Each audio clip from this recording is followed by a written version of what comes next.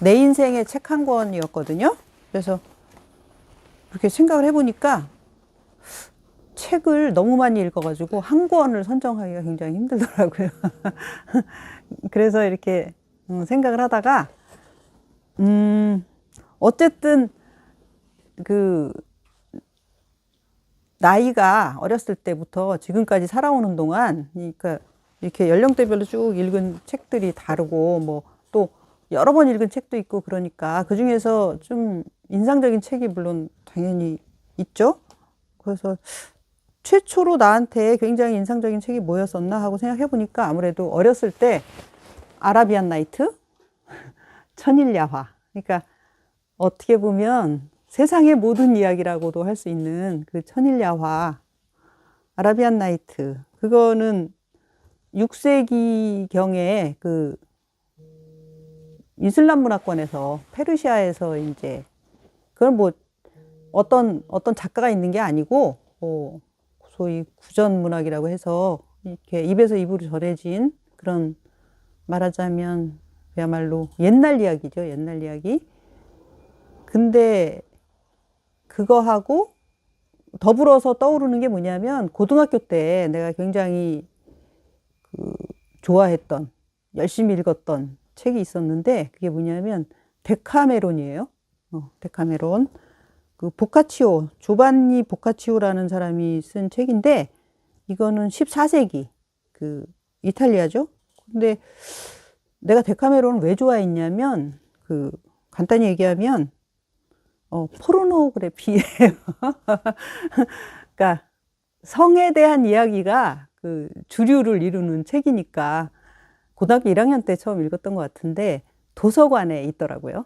그게 어떻게 보면 고등학생들한테는 금서일 수도 있는데 이제 지금 얘기하면 19금이라고 할 수도 있는데 고전이기 때문에 이게 이제 도서관에 버젓이 있었던 거죠. 아유, 어서 오세요. 오랜만이에요. 그래서 이제 이 데카메론을 우연히 이렇게 펼쳐봤는데, 뭐 흥미진진한 그 말하자면 성에 관한 이야기, 섹스의 이야기가 많이 나오니까 솔깃해가지고 그 데카메론을 열심히 읽었는데,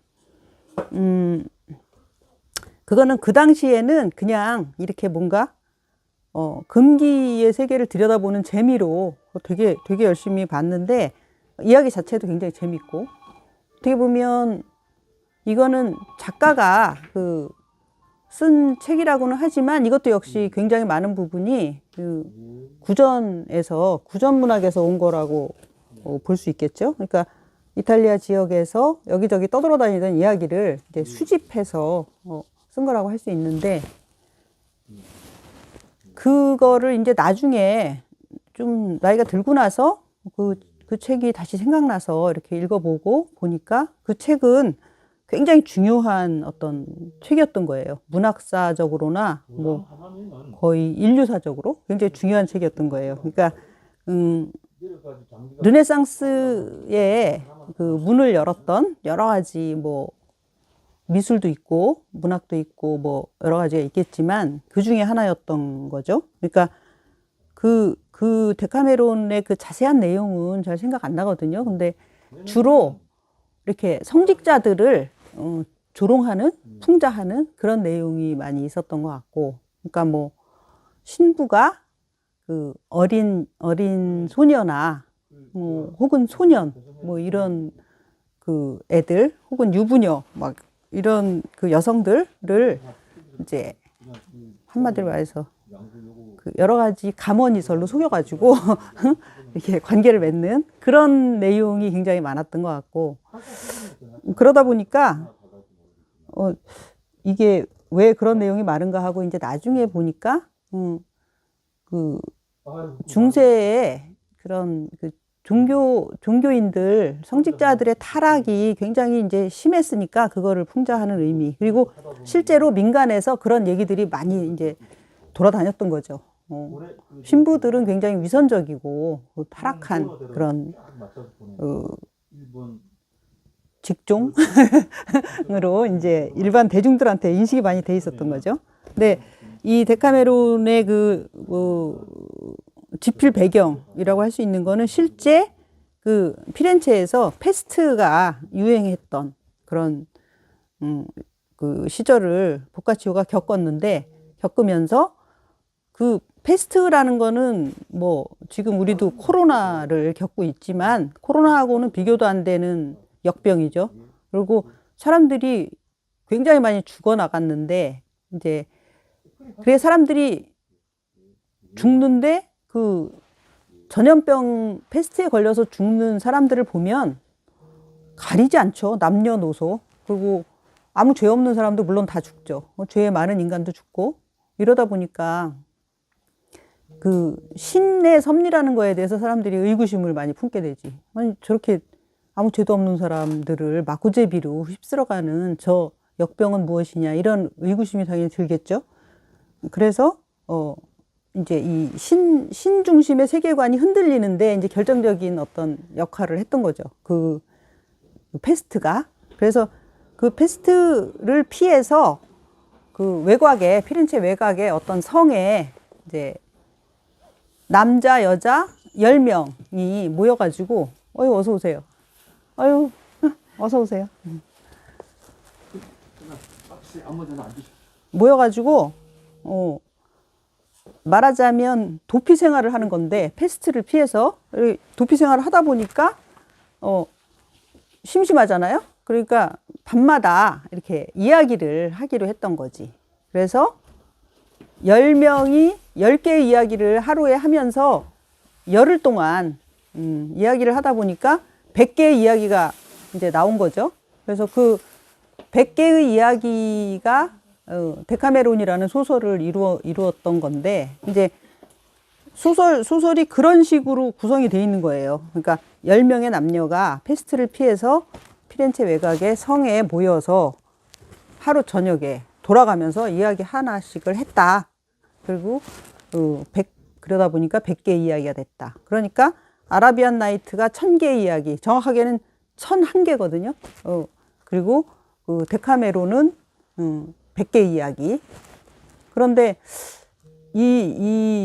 더 어렸을 때 읽었던 아라비안 나이트하고 조금 커서 읽었던 데카메론, 이 두 개의 책에 이게 그 당시에는 몰랐는데 지금 나에게 굉장히 그 뭐랄까 중요한 어떤 깨우침을 줬다고 할까? 뭐 최근에 내가 생각하고 있는 세계관에 엄청난 영향을 미쳤다는 거를 내가 이제 알게 된 거죠. 그건 뭐냐면 인생이 그리고 이 세계가 결국은 그 하나의 이야기다. 인간은 딴 게 아니라 이야기로 이루어진 존재다라는 그런 이제 생각을 하게 된 거예요. 그 요즘에 우린 집에 텔레비전이 없지만 이렇게 노트북 가지고 그 드라마를 많이 보게 됐는데 요즘에 드라마를 보면서 며칠 전에 남편하고 나하고 그런 얘기를 했어요. 드라마라는 게 갈등으로 이루어져 있잖아요. 사람하고 사람 사이의 갈등. 참 이해하기가 힘든 거예요. 그 사랑하는 사이, 뭐 부모 자식 간에, 형제 간에, 아니면 아주 가까운 친구하고도 생각이 다 다르고 서로 이해하기가 굉장히 어려운 거예요. 그러다 보니까 갈등이 생기고 그게 이제 드라마를 이루는 건데 내가 남편한테 사람이라는 게 참 서로 이해하기 힘든 존재다. 그런 얘기를 했더니 우리 남편이 나더러 당연하다. 왜냐하면 사람은 저마다 다른 세상에서 살고 있기 때문이다. 그러는 거예요. 그래서 가만히 생각해 보니까 그게 바로 똑같은 세계를 보면서 똑같이 존재하는 것 같지만 나는 내 이야기를 가지고 세상을 보고 저 사람은 자기 이야기를 가지고 세상을 보기 때문에 우리가 보는 거는 똑같은 세상이 아닌 거예요. 저마다 자기 세계를 갖고 있는 거야. 간단히 얘기해서 가끔 가다가 개나 고양이들을 이렇게 쳐다보고 있으면 개가 보는 세계는 어떤 것일까? 이런 그 궁금증이 생기거든요. 고양이는 어떤 세상을 보고 있을까? 새는 당연히 다르죠. 새가 보는 세상, 고양이가 보는 세상, 개가 보는 세상은 다 달라요. 당연히 다르고, 또 어떻게 보면 우리가 전부 다 지금 여기서 똑같이 한 자리에 앉아서 여기 이렇게 양구서점이라는 이 공간에 존재하기 때문에 같은 세계에 있다고 우리는 생각을 하죠. 그리고 사실은 그렇게 받아들여야만 살아갈 수 있어요. 하지만 결코 우리는 같은 세계에 살고 있는 게 아니죠. 지금 이 순간에도 나는 이런 이야기들을 하면서도 내 머릿속으로는 무수한 다른 생각들이 막 오가고 있어요. 여러분도 다 마찬가지예요. 아, 점심 때 먹은 게 소화가 잘 안 되는데 어떻게 된 거지? 아, 이거 끝나고 나면은 저쪽에 가서 장터에 좀 가볼까? 이런 생각들이 뭐 1초에도 막 수백 가지, 수천 가지 생각들이 막 머릿속에서 오락가락해요. 그것은 각자의 세계 속에서 살고 있다라는 증거죠. 그리고 그날 밤에 드라마 보고 나서 우리는 왜 서로 잘 이해하지 못할까? 이 얘기를 나누는 순간에도 데크에 서서 저희하고 나하고 이렇게 어두운 들을 이렇게 내다보면서 저 사람하고 나하고 똑같은 생각을 하는 게 아니죠. 그리고 그 정원에 대해서 똑같은 느낌을 갖는 게 아니에요. 전혀 다른 느낌을 갖지. 내가 오늘 바람이 찬데 저희는 다 풀렸는데 엄청 따뜻한데 이렇게 얘기하는 거예요. 느끼는 게 다른 거죠. 감각이 서로 다른 거죠. 그러니까 저 사람은 더 따뜻하다고 느끼는 4월의 어느 날, 나는 4월인데도 쌀쌀하다고 느끼는 4월의 어느 날.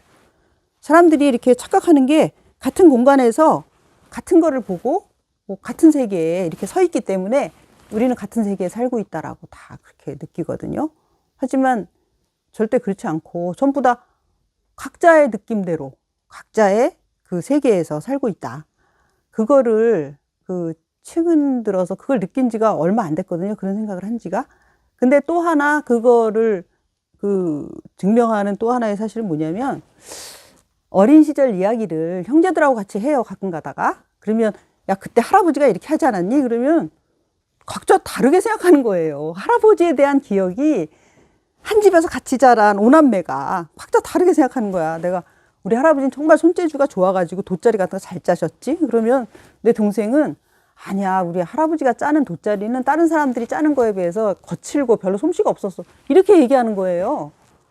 그리고 내가 아니야, 우리 할아버지가 얼마나 손재주가 좋았는데. 그러면 아니라니까. 이래서 같은 상황, 같은 사건을 놓고 서로 다른 기억을 가지고 다투는 일이 굉장히 많아요. 부부싸움 할 때도 많이 그러거든요. 그때 당신이 그랬잖아. 그러면 내가 언제 그랬어? 나는 그렇게 말 안 했어. 이렇게 말했지. 이런 식으로 같은 일을 겪고도 서로 다 다르게 이야기를 해요. 그거를 라쇼몽이라는 그 영화에서 일본 감독이 표현을 했잖아요. 그러니까 살인사건이 일어났는데 현장에 5명이 있었는데 나중에 재판을 할 때 보니까 다 다르게 얘기하는 거야. 그 살인사건의 정황에 대해서. 거기에 대해서 요즘에 사람들이 흔히 하는 얘기가 이제 확증 편향이라고 그래가지고 내가 보고 싶은 대로 보고 믿고 싶은 대로 믿는다라고 얘기하는데 그거는 인간에게 있어서 되게 필연적인 거예요. 왜냐하면 각자 다른 세계에 살고 자기가 원하는 어떤 그 세계를 사람은 욕망하게 돼 있다. 그런 거를 이제 최근 들어서 느끼는데 그거를 이렇게 이제 와서 생각해 보면 데카메론이나 아라비안 나이트를 생각해 보면 그러한 수많은 사람들이 갖고 있는 다양한 세계, 각자의 이야기 속에 존재하는 각자의 세계 이런 거를 이제 그 책에서 읽을 수 있었던 거죠. 그러면서 이제 자라서 점점 어떤 이야기를 받아들이는 데 있어서도 내가 그 이야기를 어떤 상태에 있을 때, 어떤 상황에 있을 때 그 책을 읽었느냐에 따라서 그 이야기는 나한테 굉장히 다르게 이제 흡수가 된다는 사실을 알게 된 거예요. 그래서 우리가 내가 내 인생의 책 한 권이라는 그 이야기를 들었을 때 굉장히 좀 당황스러웠던 게 내 인생의 책 한 권은 있을 수 없다라는 생각이 들었거든요. 왜냐하면 한 권의 책도 언제 읽었느냐에 따라서 되게 다르고, 이제 10대 때 읽은 책을 20대나 30대 읽어보고 깜짝 놀라는 경우가 많거든요. 이게 이런 내용이었어? 저는 몰랐는데 그때 읽었을 때는 왜 이런 걸 내가 몰랐을까? 이런 생각을 많이 하면서 받아들이거든요. 근데 지금 내가 떠오르는 데카메론이나 아라비안 나이트 같은 그러한 책은 어떻게 보면 영원한 책이라고 나는 생각을 해요. 그거는 이야기의 원형이기 때문에 원래부터 사람들이 가지고 있었던 이야기, 그러니까 주로 사랑과 욕망과 죄, 벌, 그리고 그 속에 존재하는 수많은 갈등, 이런 것들이 존재하는 거라서 저 책은 좀 원형적인 책이다, 그렇게 받아들이고 있고요. 그 뒤에 이제 20대 때 내가 가장 인상적으로 읽었던 책은 까뮤의 이방인이었었는데, 그거는 내가 한참 이 소설을 공부하면서 소설을 쓰려고 했을 때 이제 읽고서 되게 큰 충격을 받았던 그 소설이었는데, 이것도 이야기라는 측면에서 보면 굉장히 강력한 이야기죠. 그러니까 메르소가 이제 어느 날 바닷가에서 한 남자를 쏘아가지고 죽였는데, 권총을 4발인가 쏴가지고 죽였는데, 그 사람을 죽인 이유를 본인도 스스로 잘 모르는 상황. 그게 이제 이방인이거든요. 근데 그 이방인도 내가 읽으면서 되게 어리둥절했던 게, 그 이방인의, 그거는 그렇게 긴 소설이 아닌데 되게 많은 인물들이 나오거든요. 주인공 메르소뿐만 아니라 주인공 메르소의 연인 마리, 그 밖에 여러 사람들이 나오는데, 그 사람들이 각자 다 전혀 같은 시대의 알제라는 같은 그 공간에 이렇게 살고 있으면서도 각자 너무너무 다른 세계를 살고 있는 거예요. 그리고 그 살인사건이라는 똑같은 그 사건을 놓고도 각자 너무 다른 얘기를 하고 있고, 그리고 그 재판 과정에서 이 메르소는 한 남자를 총으로 쏘았다는 사실보다는 메르소라는 인간 자체에 대해서 이제 심판을 받게 되는 거예요. 그 사건이 일어나기 얼마 전에 어머니가, 양로원에 있던 어머니가 돌아가셨는데, 어머니가 돌아가신 사실에 대해서 메르소가 너무나 냉담한 태도를 취했다는 게 결국 메르소가 극악무도한 살인범이다라는 사실로 이렇게 귀결되는 그 스토리가 그런 식으로 이렇게 가거든요.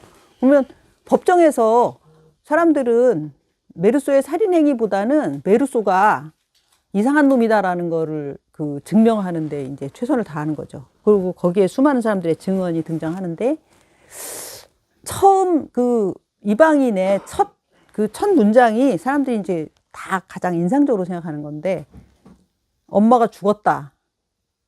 어제인지도 모르겠다. 그러니까 엄마가 언제 죽었는지 정확히 모른다는 거예요. 왜냐하면 엄마가 언제 죽었는지가 메르소는 별로 중요하지 않은 거예요. 왜냐하면 그 어머니라는 존재는 이미 메르소에게는 굉장히 멀리 가버린 존재나 다름없기 때문에. 그리고 그 다음에 나오는 얘기는 뭐냐면, 이제 메르소가 사장한테 어머니가 돌아가셨으니까 장례식에 가야 되겠다 하고 휴가를 신청했을 거 아니에요. 근데 사장이 좀 언짢은 표정을 지었다, 이런 대목이 나와요. 왜냐하면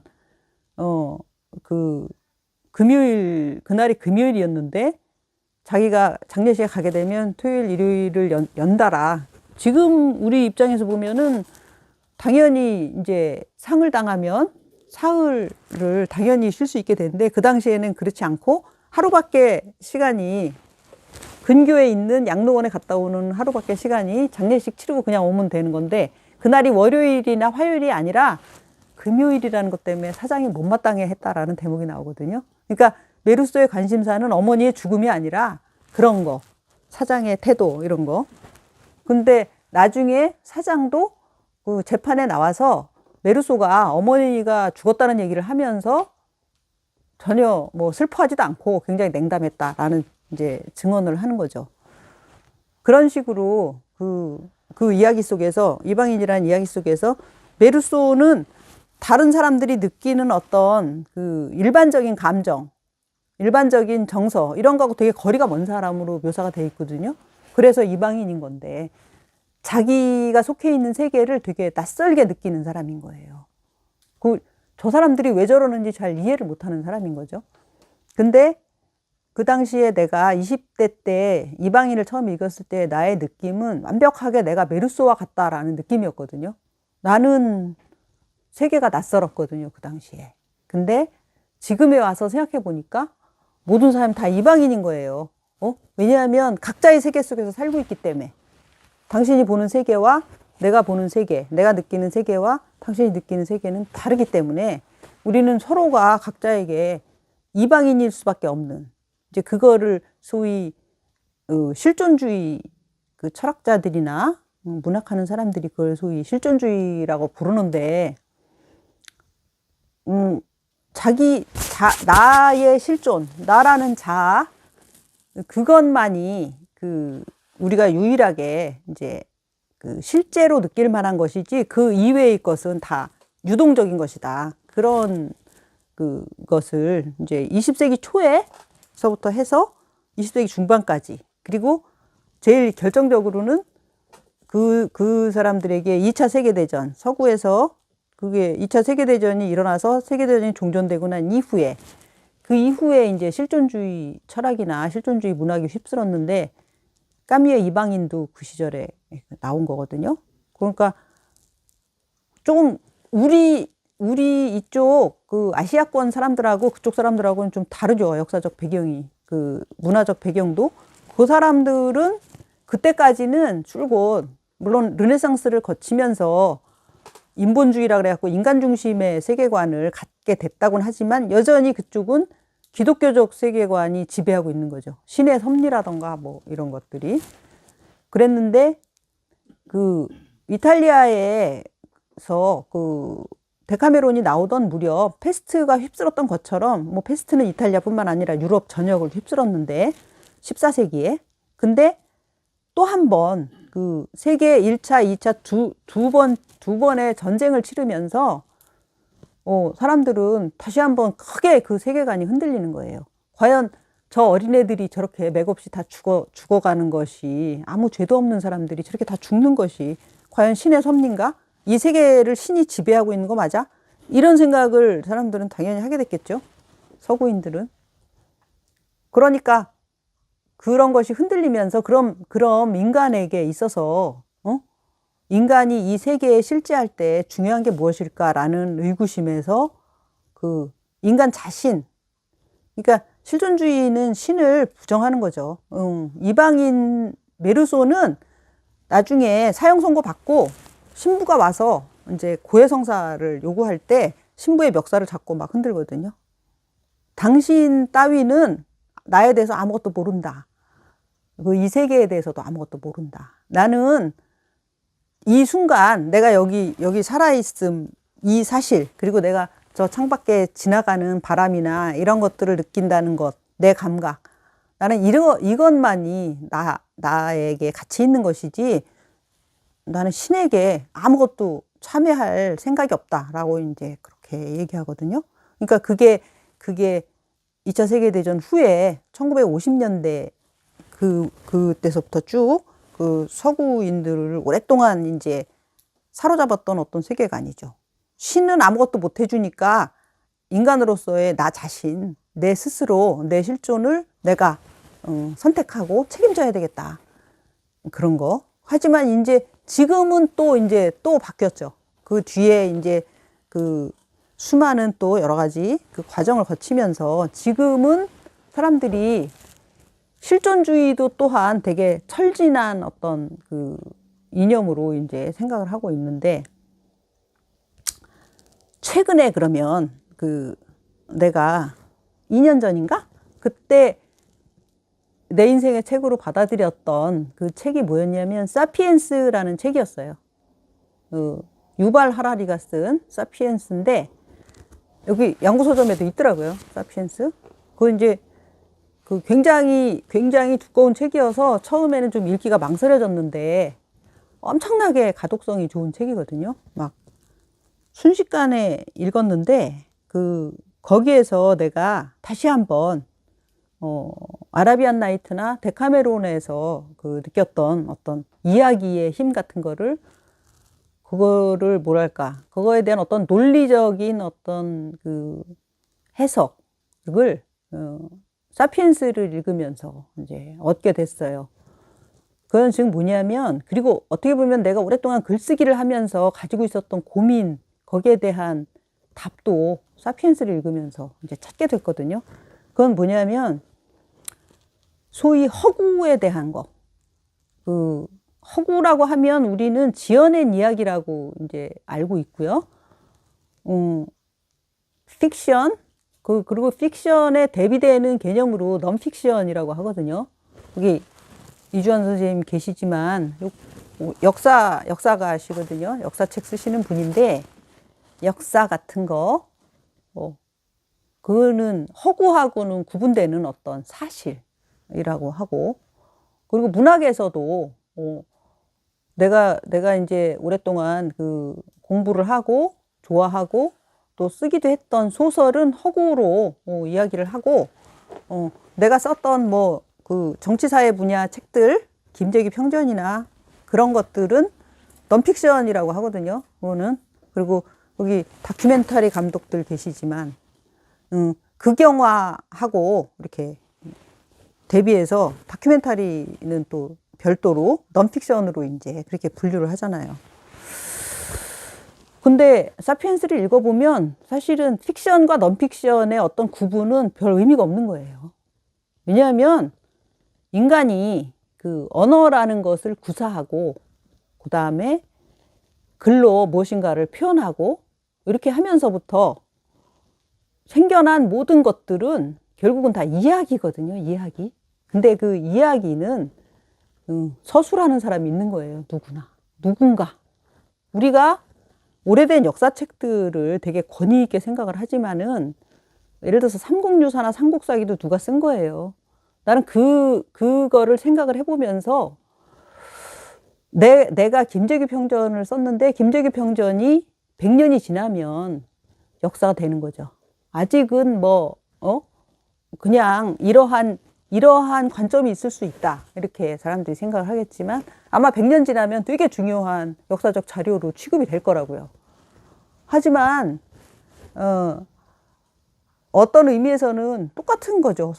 삼국유사나 삼국사기나 그 밖에 여러 가지 역사적 사료들도 누군가가 쓴 거니까. 그리고 그가 그것을 쓸 때 자기의 세계관을 가지고 자기가 쓴 거지. 그거를 우리가 소위 객관성을 이야기하는데 객관성이라는 거를 어떻게 담보할 수 있겠느냐. 물론 우리가 지금 생각하고 있는 객관성은 굉장히 많은 사람들이 동의하면 객관적이다라고 그렇게 얘기를 하지만 굉장히 많은 사람들이 동의하면 과연 객관적일까? 그러한 의문들이 사피엔스를 읽으면서 이제 확실하게 정리가 됐는데, 사피엔스에서 내가 되게 인상적으로 생각했던 게 인간의 역사, 인간이 갖고 있는 현재의 문명, 이 모든 것들은 어디서부터 시작됐는가? 인간의 언어로부터 시작됐다. 그거에서 대표적인 거는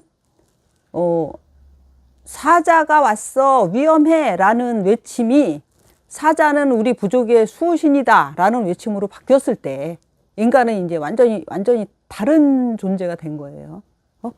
그러니까 인간은 존재하지 않는 것을 믿을 수 있는 유일한 존재이기 때문에, 허구를 믿을 수 있는 유일한 존재이기 때문에 인간은 우리 부족의 수호신이다라는 얘기가 나오는 순간 굉장히 많은 신화가 나오고 막 사람들은 이제 집단으로 뭔가를 믿기 시작하는 거죠.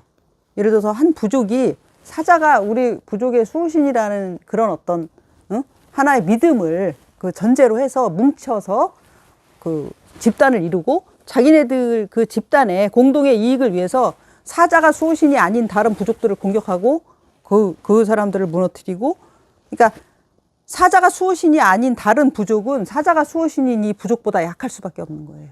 이들은 같은 믿음으로 뭉쳐있기 때문에 엄청난 그 힘을 가지는 거죠.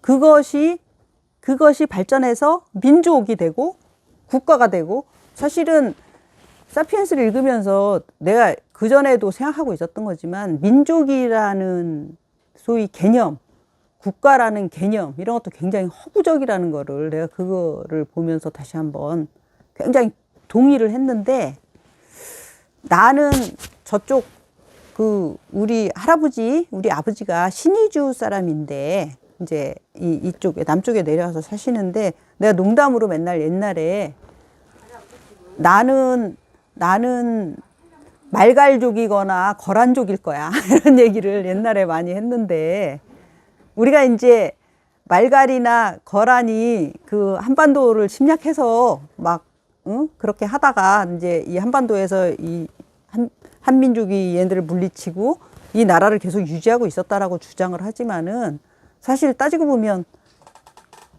그 와중에 굉장히 많이 섞였을 거 아니에요, 피가. 그리고 이제 저쪽에 중국하고의 국경 지역에 살았던 사람들, 우리 문 씨는 그쪽에 그 시족촌을 형성하고 오랫동안 살았는데, 거기 문익점 사당이 그쪽에 있다 그러더라고요. 최소 고려 시대에서부터 거기 계속 살았던 건데, 그러면 보나마나 적어도 한 60% 정도는 그쪽하고 많이 섞였겠지? 그런 생각을 예전에도 많이 했었는데, 우리 한국 사람들은 엄청나게 이 소위 핏줄 있잖아요. 민족. 여기에 되게 집착하거든요. 그리고 우리나라 사람처럼 국적이라는 걸 중시하는 사람들도 없어요.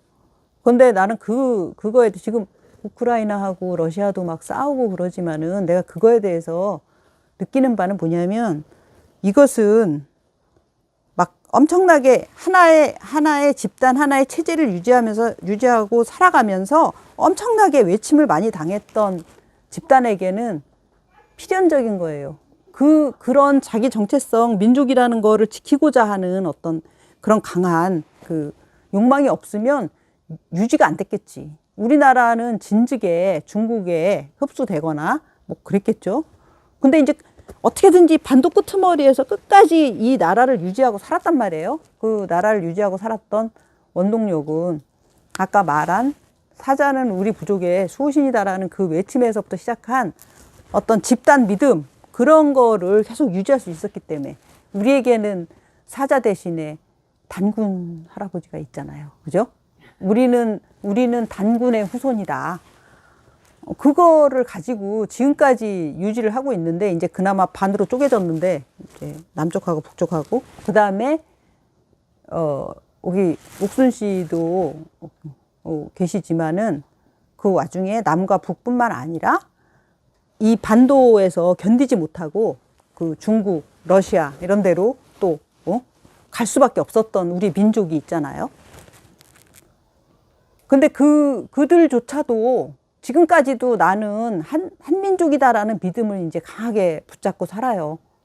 이민을 가서 미국이나 캐나다나 호주 같은 데 가서 다른 나라 국적을 취득하고 사는 사람들조차도 나는 한국 사람이다, 나는 한국인이다라는 믿음을 강하게 붙잡고 산다고요. 왜냐하면 그들에게는 그 세계가 필요하기 때문이죠. 그거가 없으면, 그런 자기 정체성에 대한 믿음이 없으면 자기 발밑에 세계가 다 흐물흐물 무너지는 거예요. 그래서 할 수 없이 사람들은 그 믿음을 계속 부지하고 사는데, 내가 이렇게 페이스북 하면서 항상 되게 짠하게 느끼는 게, 이민 가서 국적조차도 그쪽으로 다 이렇게 옮겨간 사람들조차, 뭐 예를 들어서 지난번처럼 우리나라에 선거가 있을 때나 뭐 정치적인 이슈가 있을 때 막 여기 사는 사람들보다도 더 강력하게 나라의 미래를 걱정을 하고 막 그렇게 한단 말이에요. 민족의 앞날을 걱정하고.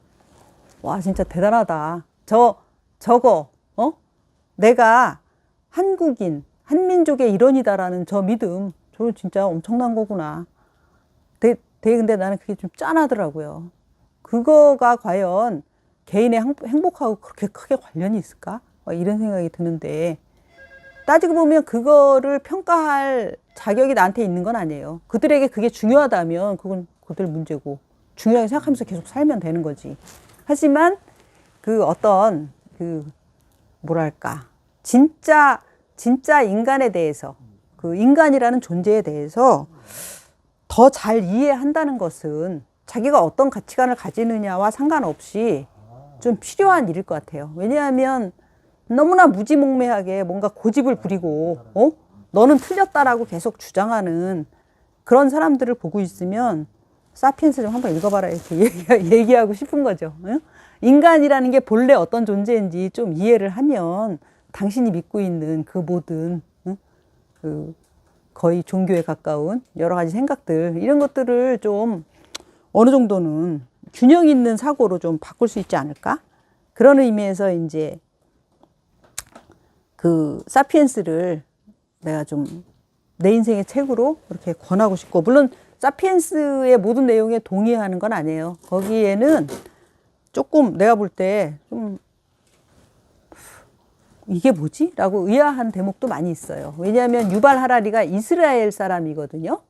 그 사람도 역시 그러한 모든 이야기를 함에도 불구하고 자기가 이스라엘 사람이라는 그 정체성에서 못 벗어나고 있는 점이 있어요.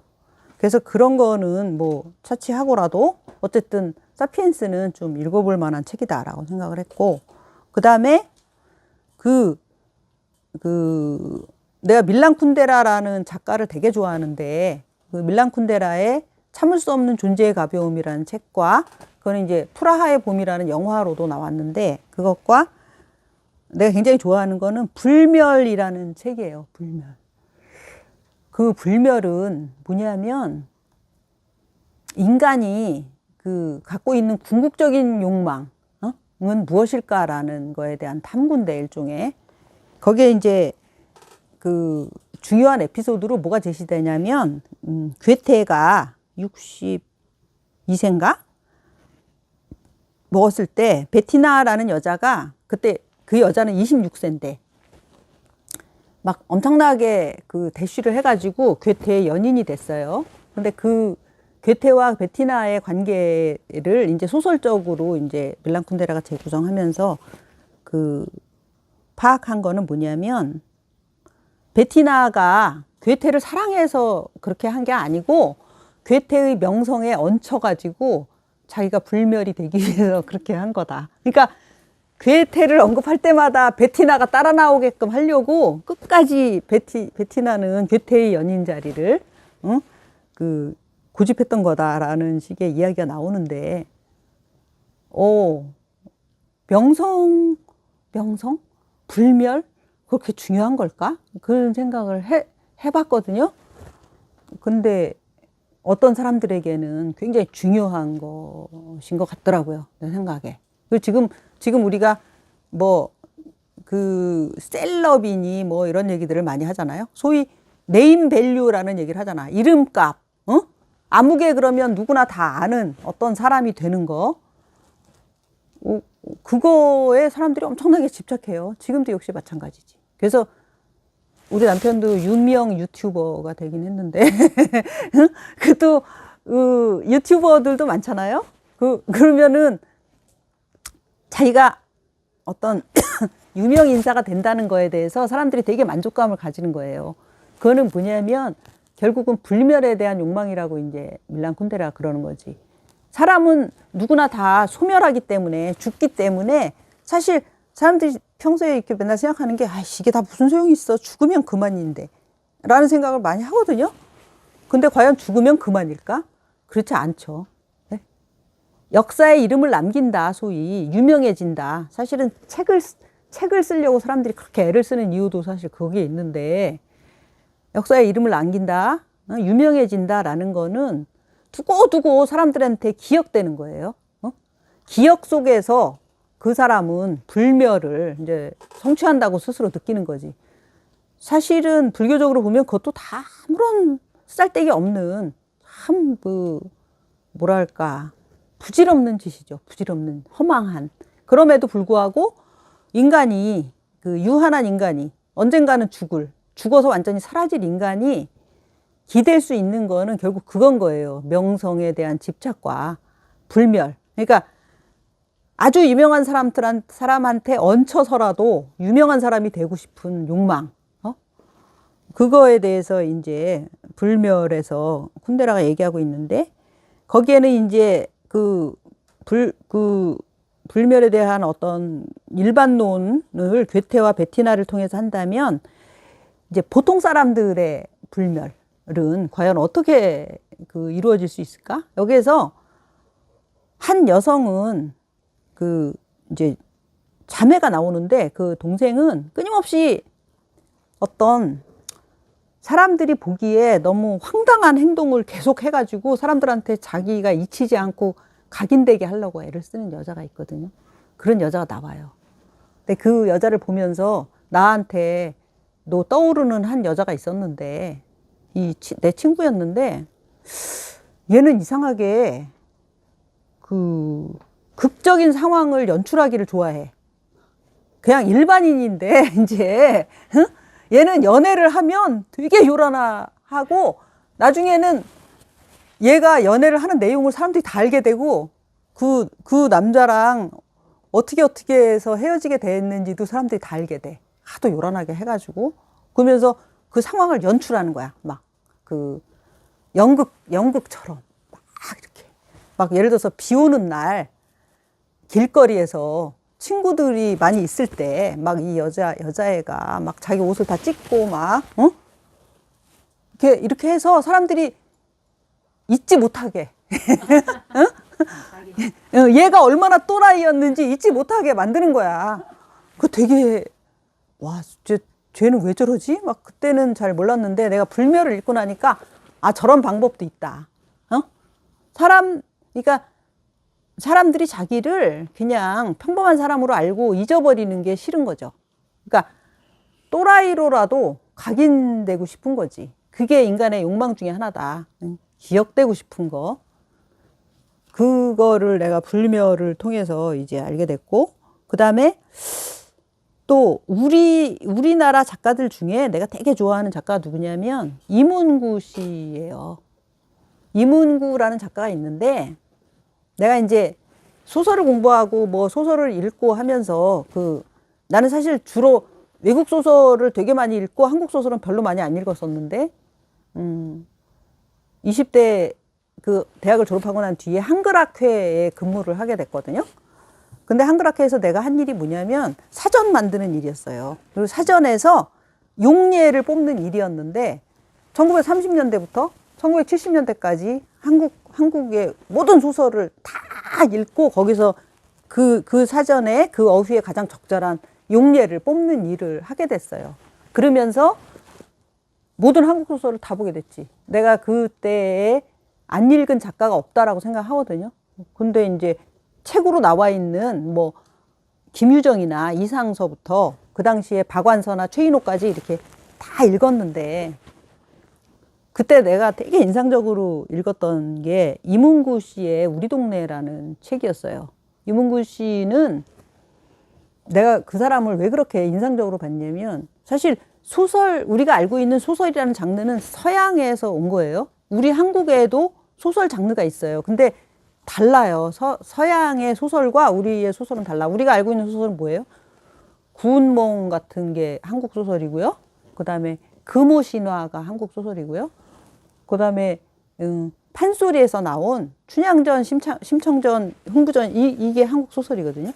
18세기에. 근데 이거는 소설보다 판소리가 먼저였어요. 그러니까 판소리의 가사가 소설화된 게 심청전, 춘향전인데, 실제 서구적 스타일의 소설은 우리나라에서 언제 나왔냐면 1917년에 이광수의 무정? 그거가 이제 최초라고 보고, 그 전에 이미 혈의누 이런 게 있었는데,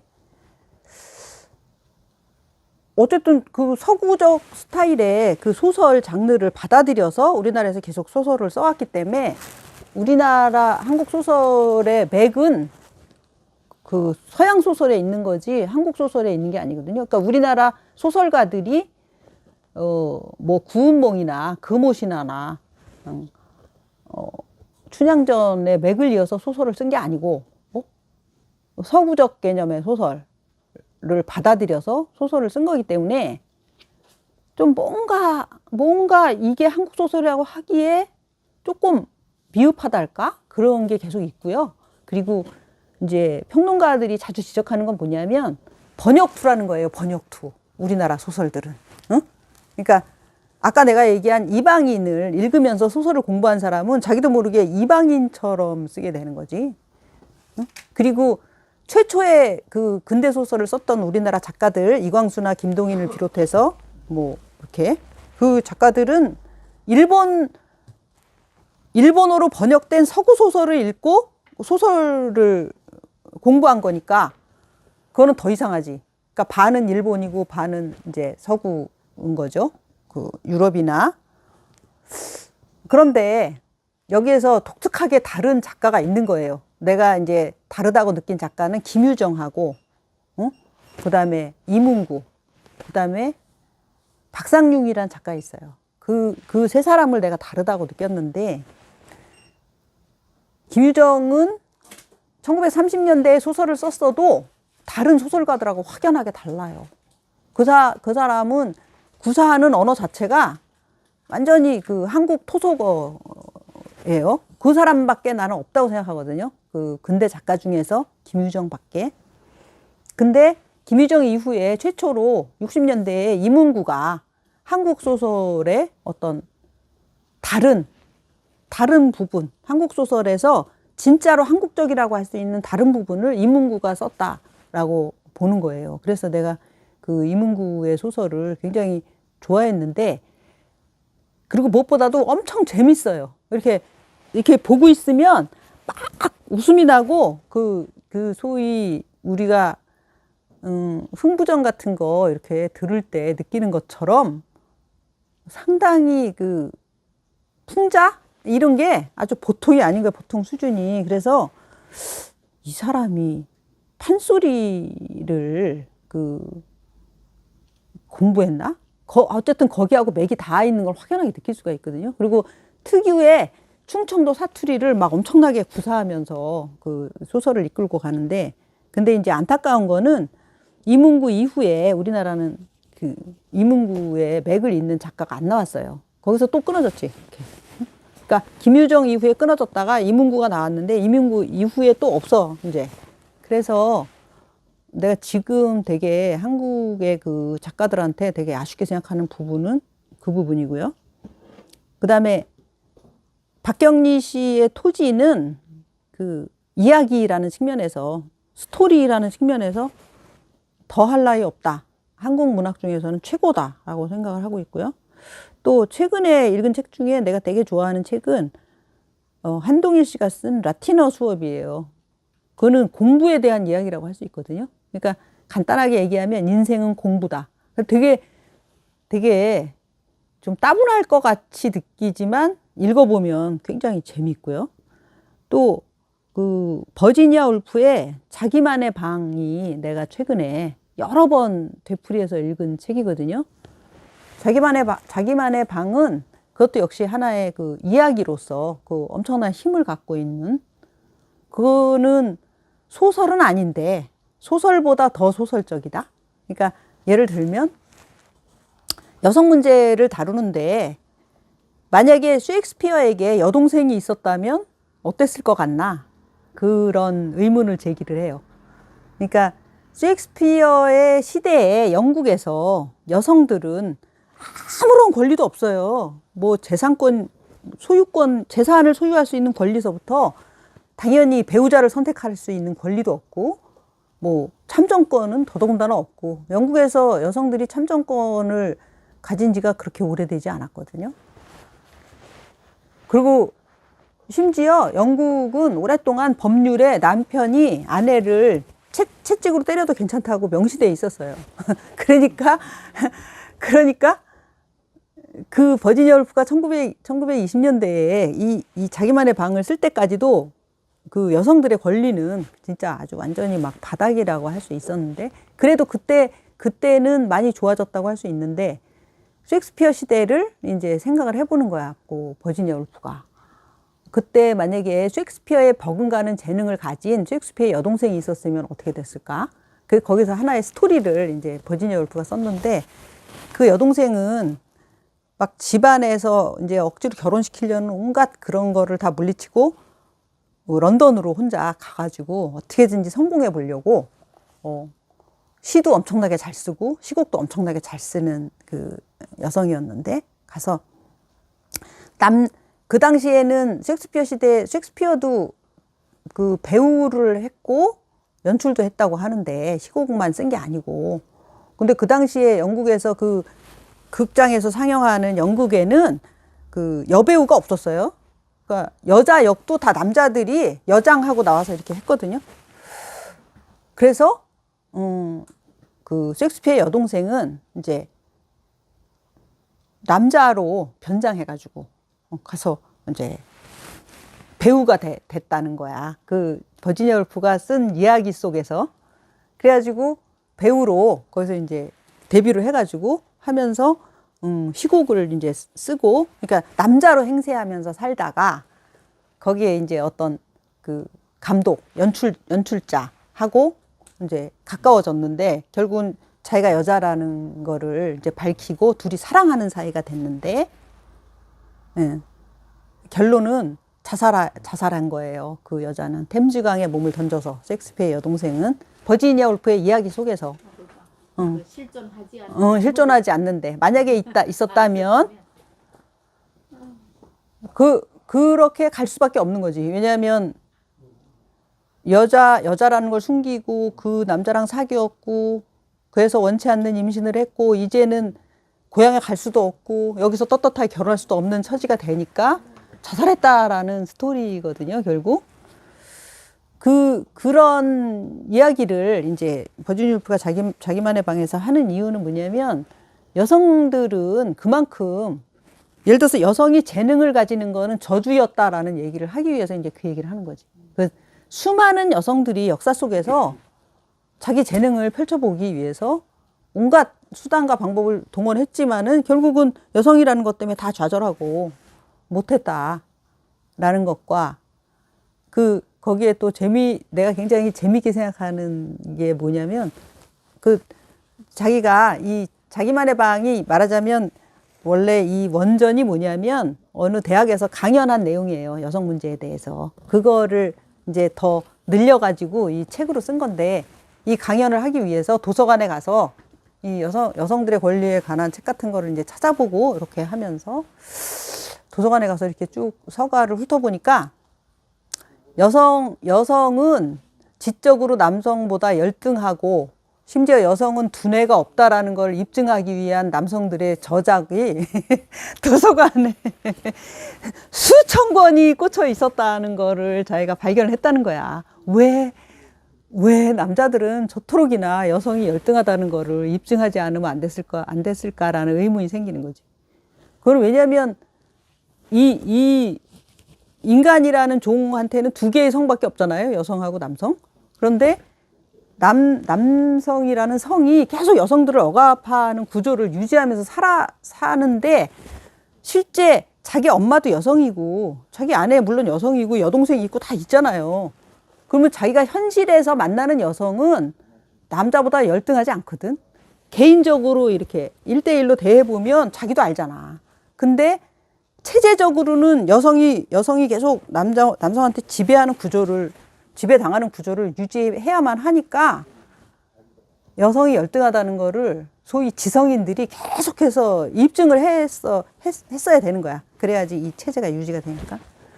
그래서 이제 그런 얘기를 그 책에다 썼어요. 근데 자기만의 방을 한참 읽고 있다가, 내가 이제 월든을 쓴 헨리 데이비드 소로우라는 사람을 되게 좋아하는데 가끔가다 소로우의 일기를 보거든요. 소로우가 쓴 그 일기 중에 발췌해갖고 책으로 나온 게 있는데, 참 내용이 좋아가지고 내가 그 책을 되게 자주 들여다보는데, 그 자기만의 방을 읽다가 잠깐 소로우의 일기를 어느 날 이렇게 보고 있는데, 거기에 무슨 대목이 나오냐면, 동양 여성들은 열심히 얼굴을 가리고 다닌다. 서양 여성들은 열심히 다리를 가리고 다닌다. 이것은 여성들에게 두뇌가 없다는 사실을 입증할 뿐이다. 이런 말이 나오는 거예요. 저는 진짜 너무 깜짝 놀라는 거야. 어? 내가 최고의 지성으로 존경하고 있었던 소로가 버지니아 울프가 자기만의 방에서 지적했던 그런 내용을 책에다 버젓이 쓰는 거야. 와, 그때 진짜 되게 충격을 받았거든요. 이 오랫동안 사람들이 품어온 관념이라는 게 얼마나 떨쳐버리기 힘든 것인가를 너무나 뚜렷이 느끼는 거야. 어? 그러니까 그거는 뭐냐면 소로처럼 엄청난 지성을 가진 사람조차 동양 여성들이 얼굴을 가리거나 서양 여성들이 다리를 가리는 게 여성들 자신이 원해서 그런 게 아니라는 사실을 모른다는 거잖아요. 그죠? 그거는 남성들이 시킨 거고 또 그 사회적으로 요구되는 바지 여성들의 선택이 아니거든요. 뭐 그 이슬람 문화권에서 차도르 그런 거 조선 여성들이 장옷을 쓰고 다니고 서양 여성들이 막 기시다란 드레스를 입고 다니고 이런 게 여자가 원해서 이렇게 하는 건 아니잖아요. 소로 정도 되면 최소한 그 정도는 알아야 될 것 같은데 너무 깜짝 놀란 거예요. 그래서 내가 이제 그 결론적으로 그 하고 싶은 얘기는 뭐냐면 되게 많은 책을 읽으면 결국은 여러 가지 생각들과 여러 가지 세계들을 이렇게 비교해서 흡수할 수 있기 때문에 뭐 어쨌든 조금은 더 균형 잡힌 시각 그리고 그거를 아는 게 더 모르는 것보다 더 좋은지는 나는 잘 모르겠는데 그래도 알고 싶으면 내가 보고 있는 세계는 나의 세계일 뿐이지 그거 말고 내가 보고 있는 이거 말고 엄청나게 다양한 세계 사람들의 머릿수만큼이나 많은 세계가 존재하고 있다 엄연히. 그리고 나는 그 많은 세계들과 이렇게 뭐랄까 교류하고 그 세계들과 이렇게 더불어 살아갈 수밖에 없는 존재다라는 것을 이해하는데 도움이 되지 않을까? 요즘 들어서 내가 책을 읽는 이유는 더 많은 세계, 더 많은 이야기. 그러니까 결국은 더 많은 사람들의 더 많은 세계를 이해하기 위해서다. 그 말씀을 드리고 싶습니다. 감사합니다.